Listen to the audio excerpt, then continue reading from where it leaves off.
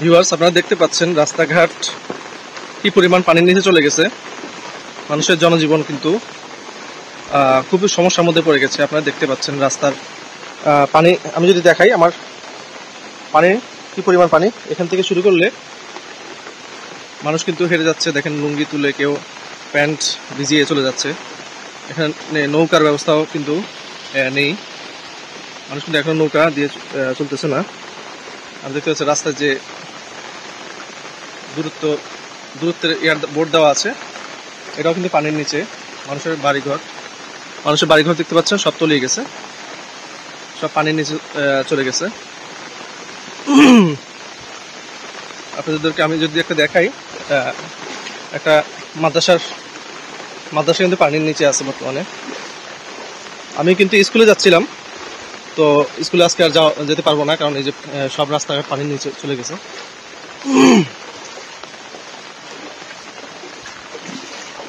দেখতে পাচ্ছি মানুষের বাড়িঘর, মানুষ কিন্তু পানিবন্দি অবস্থায় আছে। আমি একটা মাদ্রাসা অবস্থা দেখাই, যেটা একটা মাদ্রাসা, আলিমুল কোরআন মাদ্রাসা। আপনারা এটার অবস্থা দেখেন, কিন্তু সম্পূর্ণ পানির নিচে আছে। ভালো করে দেখলে বুঝতে পারবেন, যেটা কিন্তু পুরোপুরি পানির নিচে অবস্থান করতেছে। পানি ঢুকে গেছে স্কুল মাদ্রাসার ভিতরে। এভাবে প্রত্যেকটা জায়গা কিন্তু বর্তমানে পানির নিচে আছে। ছাত্রছাত্রীরা স্কুলে যেতে পারতেছে না, মাদ্রাসা যেতে পারতেছে না। মানুষ তাদের নিত্য প্রয়োজনীয় জিনিসগুলো কিনতে বাজারে যাচ্ছে, পানির ভিতরে হেঁটে যেতে হচ্ছে।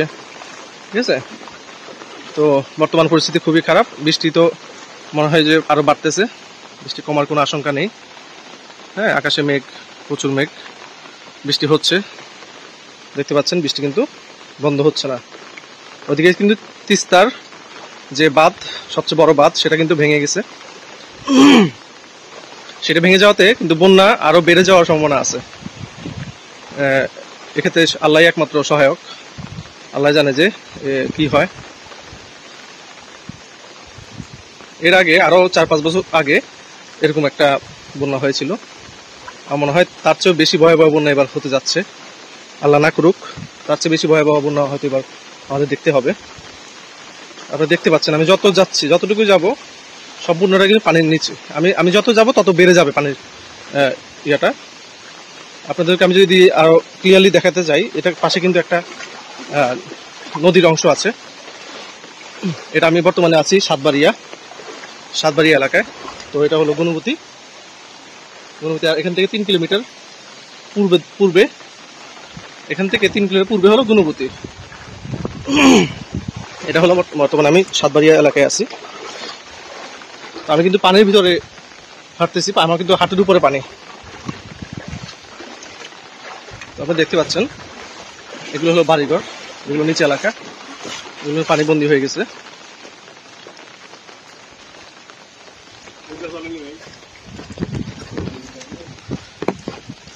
এখনো কিন্তু নৌকার কোনো ব্যবস্থা নেই। মানুষ এখান থেকে 3 কিলোমিটার পায়ে হেঁটে পানির ভিতর দিয়ে তারপরে যদি গুণবতী যেতে হবে, কিন্তু গুণবতী যেহেতু কোনো লাভ নেই, গুণবতীতেও কিন্তু পানির নিচে আছে বর্তমানে। দেখতে পাচ্ছেন এটা হলো সাতবাড়িয়া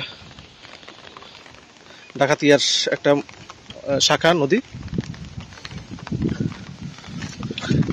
এটা আসলে সবাই খাল বলে, খাল হিসেবে ধরে। যেটা নদীর অংশ, ডাকাতিয়া নদীর অংশ এটা। তো নদীটা কিন্তু পুরোপুরি ভরে গেছে। পুরোপুরি ভরে পানিগুলো সব উপরে উঠে গেছে। এটা কিন্তু একটা স্কুলও কিন্তু পানির নিচে অবস্থা চলে গেছে।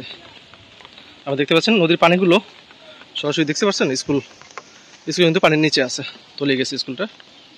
তো ছাত্রছাত্রীরা আসতে পারেনি, সবকিছু বন্ধ।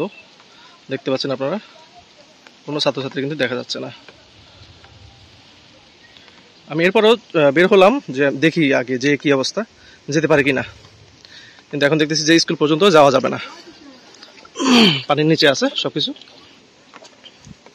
গাড়ি ঘোড়াও চলতেছে না, কোনো রকম কষ্ট করে আসলাম, গাড়ি ঘোড়াও বন্ধ, সবকিছু। গাড়ি যেতে পারছে না পানির ভিতর দিয়ে। নৌকার ব্যবস্থা এখনো চালু হয়নি। আমার খুব শীঘ্রই নৌকা ব্যবস্থা চালু হয়ে যাবে।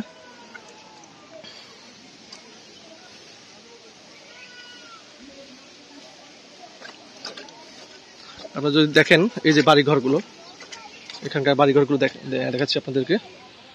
এই যে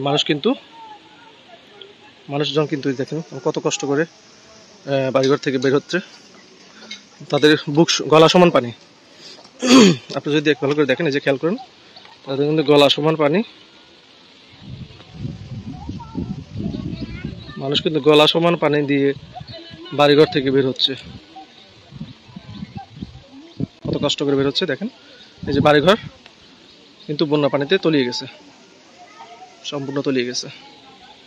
মানুষ বাজারে আসতে খুব কষ্ট হচ্ছে, দেখতে পাচ্ছেন। এই যে মানুষ কিন্তু পানির ভিতর দিয়ে হেঁটে আসতেছে। এখানকার 80% বাড়িঘরই পানির নিচে অবস্থায় বর্তমানে অবস্থান করতেছে। বাজারঘাট সবকিছু তলিয়ে গেছে।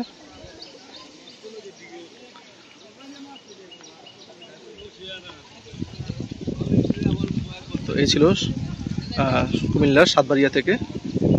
সবাই ভালো থাকবেন। আসসালামু আলাইকুম।